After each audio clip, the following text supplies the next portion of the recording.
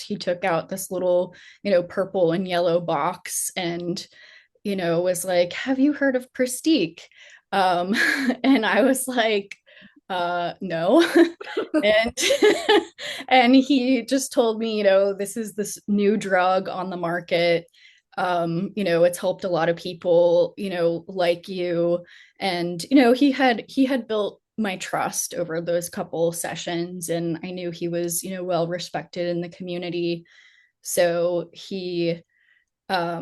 I took it home, even though I wanted to resist taking it as long as possible. But um, I was actually, it was like near the 4th of July. I was on lived in Florida, so everybody's got boats. I was on a boat ride with like my family and sitting near the bow of the boat, and all I could see were just, intrusive thoughts of jumping over the edge in front of the boat. And that was a major turning point for me where I was like, that is just so horrific. I don't want to think these thoughts. If swallowing a pill will alleviate that somehow, like I'm willing to give it a try. So I I took the pill and I continued taking it.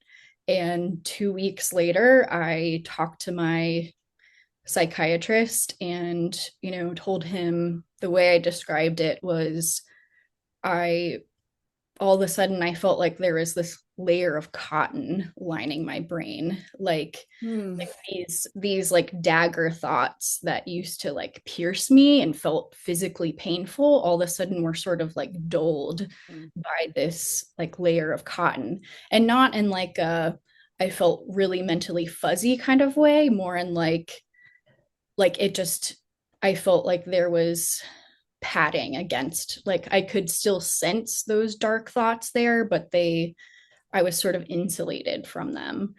And to my surprise, but probably not my doctor's, I continued to get better. And that medication that I was on and that I stayed on for about 5 years, and allowed me to graduate from college and work, writing for local publications and teaching some classes after I graduated.